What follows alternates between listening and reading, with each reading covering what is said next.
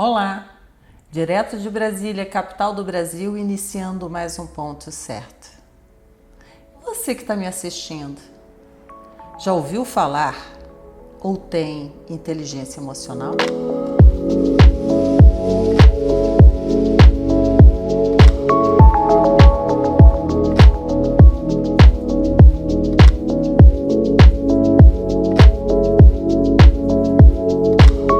Quem vai hoje nos falar a respeito da inteligência emocional é Marney Kruklis. Ah, A pessoa chama uma entrevistada, fala de autoconhecimento e não sabe o nome da entrevistada? mas é provocativo. Exatamente, eu peguei sua chamada. Então, Érica, meu nome é Marney Kruklis e eu trabalho com mentoria, né? É uma das áreas, né, que eu muito abordo é o autoconhecimento, questão da identidade. Saber quem você é, quais são seus dons, seus talentos, suas vulnerabilidades. Então a gente caminha nesse mundo aí que é extremamente apaixonante. E Marney, como é que você chegou nesse ponto aí dessa caminhada? Como foi a sua caminhada para o seu autoconhecimento? Foi exatamente nesse ponto, quando você não tem ideia de quem você é. Eu não tinha ideia de quem eu era. Eu era tudo aquilo que as pessoas achavam que eu deveria ser, né? Tinha um problema enorme de autoestima. Então, para agradar as pessoas, o que que você faz? Você se modela a cada um, agradando, entendendo o que é que elas gostam, o que elas não gostam. Então, você acaba que perde a sua identidade para ser tudo aquilo que as pessoas gostariam que você fosse, para você ter uma aceitação, né? Então vamos pensar aqui um pouquinho, né? Vamos. Também já andei por esse caminho aí, sabe? E quem não, minha filha? Diga quem não. Aquele caminhozinho que a gente quer ser aceita num grupo, quer ser aceita dentro da própria família, muitas vezes ali com o pai, com a mãe. A gente estava conversando aqui um pouquinho antes de iniciar o programa, né? E às vezes, dentro do próprio seio familiar, você não se sente acolhida, né? Isso não quer dizer que você não foi acolhida, mas a sua perspectiva, a sua visão dentro daquele núcleo familiar é de que você às vezes pode estar sendo abandonada, preterida. E aí você começa a fazer coisas para agradar aos pais. Exatamente. A gente cria expectativas, né? A gente cria expectativas em relação às pessoas. Então, por exemplo, eu sou a sexta filha, né, de um intervalo de quase 6 anos, né, da minha irmã mais nova, pseudo mais nova, caçula naquela época. E aí, do nada, pam, aparece, né, uma intrusa que tira, destrona, né? E aquela coisa, você não se encaixa mais, porque a minha diferença de idade era muito grande para as minhas irmãs. Então, enquanto eu estava começando a ter ideia de quem eu era, elas já estavam se casando, saindo de casa, né? E eu ficava assim, perdida no meu meio. Então, nisso, como eu não me encaixei em casa, também a gente vai procurando onde a gente pode se encaixar melhor. E aí, Érica, justamente quando foi o momento da virada, é quando você se cansa disso. Cara, quando você olha para dentro de você e você diz assim, sabe de uma coisa? Eu sou uma pessoa que tem princípios, valores, sou uma pessoa interessante. E eu tenho certeza que muitas pessoas nesse momento estão pensando isso. Cara, eu sou uma pessoa tão legal, por que as pessoas não me aceitam? Mas eu acho que esse reconhecer em si quem você é, ele também não é fácil. Não mesmo. Olha, assim como você, eu ainda tive uma distância maior aí. Eu sou uma filha temporã, cuja minha irmã, né, mais nova, à época, é 13 anos de diferença para comigo. Mas eu vejo assim, esse enquadramento e até uma questão de geração. Com certeza. Às vezes é complicado, né? E pode quem está nos assistindo agora também ter outros probleminhas. Um deles é a questão do amor próprio, da aceitação de si, de colocar as suas opiniões Posicionamento, né? É muito complicado. É muito complicado no dia de hoje a gente poder colocar, às vezes, o posicionamento, ou por medo, ou por radicalismo, ou para medo da própria conflito. Rejeição, medo de rejeição. Porque eu acho que um dos maiores pavores das pessoas nos dias atuais é o medo da rejeição. Por quê? Porque você vive no mundo hoje de Instagram, né? E aí você vê aquela vida, né, das pessoas de família de margarina, todo mundo lindo, magro, bonito, etc. Então você está fora daquele pseudo padrão. Teve uma vez que eu li num livro, um filósofo, ele escreveu assim: eu não sou o que eu penso que sou, eu não sou o que você pensa que eu sou. O que eu sou é o que eu penso que os outros pensam que eu sou. Cara, profundo isso, né? Profundo demais. Dá um nozinho na cabeça, mas é justamente isso. Nós queremos ser aquilo que a gente pensa na expectativa que as outras pessoas têm ao nosso respeito. Mas enquanto cada um, no seu momento, está procurando sua própria identidade, não sabe quem é. O desvendar de si mesmo não é um caminho fácil. Não, esse caminho é um processo, interior. É um processo. E as pessoas não querem pagar o preço desse processo. É a mesma coisa, Érica, de você... É uma alfabetização. Você lembra quando você foi para a escola, né? Então, você não sabia ler, não sabia escrever, e foi um processo até você ler as suas primeiras palavras, as suas primeiras frases. O autoconhecimento é a mesma coisa. Você precisa de investimento. Primeiro tem que partir de uma decisão. Eu quero me conhecer, eu quero saber quem eu sou. E depois, investimento. Investimento do seu tempo, investimento dos seus interesses, investimento até mesmo financeiro, de pagar uma terapia, um psicólogo, um psiquiatra, um coach, um mentor, uma pessoa que vá dando para você as direções nesse caminho que você quer traçar. Não é sozinho dentro do seu quarto. Claro que tem pessoas aí bem, elas conseguem fazer isso, mas sempre, é o que eu falo, se você quiser ir, né, longe, se você quiser ir rápido, você vai sozinho, mas se você quiser ir longe, vai com alguém. Porque esse caminhar não é tão... Não. Assim, tem momentos em que você consegue caminhar sozinho. Alguns desafios as pessoas conseguem superar, mas nem todos eles, né? Tem momento que a gente precisa de uma mão amiga, precisa daquele elo, daquele que vai estar ao seu lado para poder te acolher. Até mesmo, vamos supor, numa caminhada, se você cai e tem alguém ao seu lado, ele pode te ajudar a levantar. Exatamente, pessoas que vão fazer parte da sua vida, que vão te dar pequenos ajustes. Não é que essas pessoas vão dizer o que você deva fazer, o que você deve ser, mas é que dá pequenos ajustes. Eu estava conversando com uma pessoa um dia desse, né, e tudo isso começa através da mudança do seu pensamento. A mudança do seu pensamento. Eu me aprofundei na neurociência em 3 áreas. Neurogênese é a primeira coisa, que você tem que entender que o seu cérebro ele pode ser reprogramável, né? Então, você trabalhar nisso, você entender um pouquinho da neurociência para você ativar essas sinapses neurais, nessa mudança desse pensamento, porque se não começar pelo pensamento, tem um grande filósofo que dizia assim, um grande sábio que dizia assim: cuidado com o que você pensa, porque a sua vida é dirigida pelos seus pensamentos.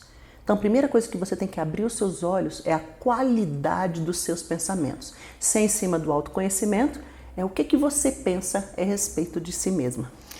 O pensamento, eu acho que a gente tem que tomar todo o tempo um cuidado com ele, né? Porque a mente humana, ela faz diversas construções e às vezes de um pensamento pequenininho, assim, que você começa sendo negativo, ele, se você for alimentando, ele vai crescendo. Tudo que você foca, expande.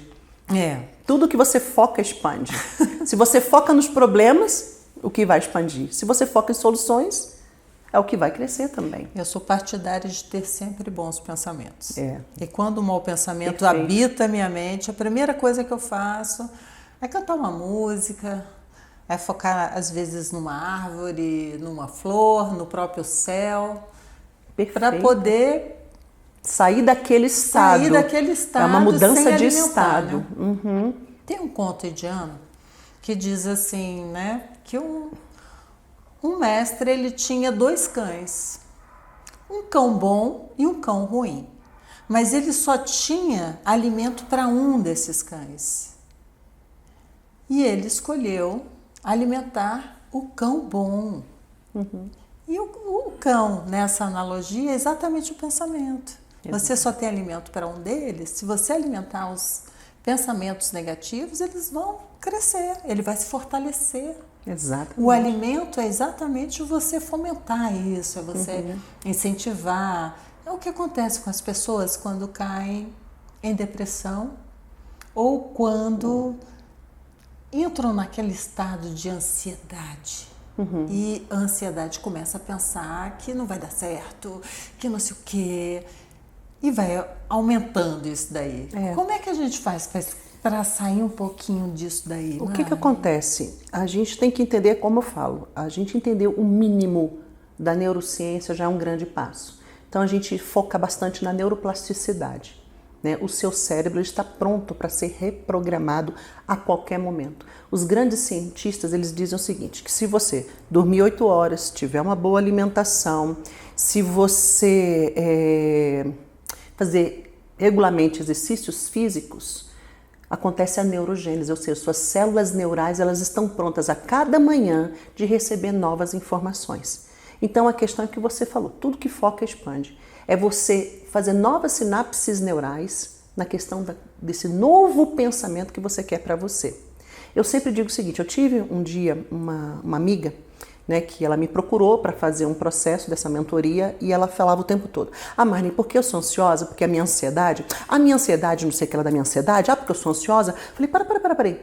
Cara, você tem maior orgulho de ser ansiosa, hein? Ela, claro que não. Como é que você fala um negócio desse? Eu falei, de 0 a 10, quanto você quer acabar com a sua ansiedade? Ela, 10. Eu falei, então para de chamar. Para de chamar. Só saia da sua boca aquilo que você quer para a sua vida. Não fale mais, não professe mais aquilo que você não quer mais. Afirmativa, né? Sempre, exata. O tempo todo, trazendo aquilo para a vida dela. Então eu falei, cheguei a um ponto, eu falei, amiga, cá para nós. Você adora ser ansiosa? De jeito nenhum. Eu falei, então para. Isso eu fiz como um código na minha vida, Érica. Eu não falo mais nada daquilo que eu não quero para a minha vida. Eu fiz uma das minhas formações, foi no Instituto Jerônimo Temel, ele falava assim, finge que é, que acaba sendo. Então aquela coisa, mesmo que eu não seja, eu sinta a ansiedade, eu seja uma pessoa, claro, eu estou dizendo, gente, isso aí tem vários graus da ansiedade. Né? Eu estou falando naqueles de que às vezes é só um pequeno ajuste na mudança do pensamento, mas nós temos casos graves onde se precisa realmente de medicação, de médico. E já tem um conhecimento, né? Vamos lá, a pessoa já reconheceu essa ansiedade dentro dela, porque às vezes também ocorre o contrário. Você está lidando com uma pessoa que ela não consegue, por exemplo, reconhecer que ela não está bem, que ela está depressiva. A depressão é tudo que eu tenho estudado a respeito, ela às vezes é muito sutil, sabe? É verdade. E pode ser encarada como preguiça, pode ser encarada como desânimo, ou então corpo mole da pessoa, mas a pessoa é muito fresca, não quer isso, e às vezes não é. Tá num estágio ali de depressão, assim, mais sutil, leve, sim. E que não tem essa percepção. Então, a partir do momento que você reconhece em si a necessidade desta mudança, eu acho que aí começam as transformações. É o melhor passo. Eu fiz isso na minha vida. Eu comecei a perceber, né, que durante muito tempo eu comecei, dentro da minha própria família mesmo, a fazer coisas para agradar, assim, às vezes a minha mãe, coisas que eu não queria fazer, mas enfim, não dizia não. Isso se transferiu também para o meu casamento, isso se transferiu para a minha vida, o meu trabalho. Eu levei muito tempo para poder dizer não. E dizer não, não apenas por uma negativa, é porque aquilo está te incomodando. não faça. Faça só aquilo que lhe agrada. E existem várias formas de se fazer o que se agrada e de dizer não. Todo mundo diz, né, que é melhor um não bendito do que o sim maldito. Concordo. Não é? Porque justamente quantas pessoas hoje vivem vítimas dessa coisa de querer agradar as pessoas. E aí, eu estava até comentando sobre isso semana passada, eu falei, gente, sabe qual que é o cúmulo da baixa autoestima, da falta da aceitação? Uma vez eu li que dizia assim, você compra o que não precisa, com o dinheiro que não tem, para agradar quem você não gosta, para dizer quem você não é. E isso a gente vive nesse circuito o tempo inteiro, de agradar as pessoas. Mas muitas vezes você se coloca em várias situações em que não era aquilo que você queria, não era daquela forma. Mas aí a gente não sabe dizer não, a gente não sabe colocar os limites, a gente não sabe a questão do posicionamento, porque quando você não se posiciona, você se posiciona em relação a todas as pessoas, mas quando você toma um posicionamento, as outras coisas, situações e pessoas é que se posicionam em relação a você. E Marney, como é que você faz? Como é que você faz essa mentoria para as pessoas que nos assistem agora terem uma noção de se conhecer? Sim, eu faço um processo de 7 encontros. São 7 encontros e no primeiro encontro nós tratamos justamente dessa coisa, de nós conhecermos a neurociência, mostrando a capacidade do cérebro, que é um dos maiores presentes que Deus nos deu, de ser reprogramável. Então a gente fala sobre a neurociência, 3 pilares da neurociência, e nisso, dentro dessa primeira sessão, é que decorrem as outras sessões, onde você vai encontrar os seus valores, as suas crenças limitantes, entendeu? Você vai conhecer muito bem quais são os seus dons, os seus talentos. Ou seja, você vai se olhar, dentro dessas 7 sessões, você se olha no espelho e você se apaixona por você. Porque foi exatamente isso que aconteceu comigo. As pessoas falam, como é que foi seu processo? Eu falei, cara, foi um processo de muitos anos.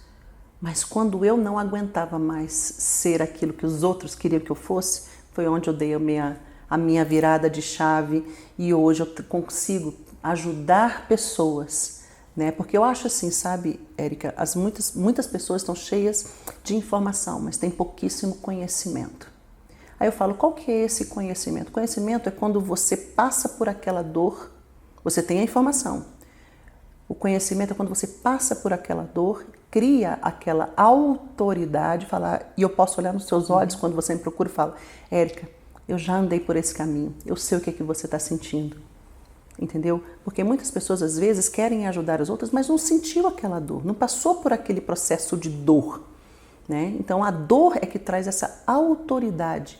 Quando você consegue superar aquilo, eu acho que você tem uma certa autoridade no sentido de poder ajudar, de dar uma mão amiga, de ser um ouvido que ouve, de ser a palavra que encoraja, né? Então é muito mais nessa pegada que eu faço durante essas 7 sessões. É importante você falar essa questão da dor, porque não é aquela situação em que a pessoa se agarra à dor e se vitimiza. É verdade. Né?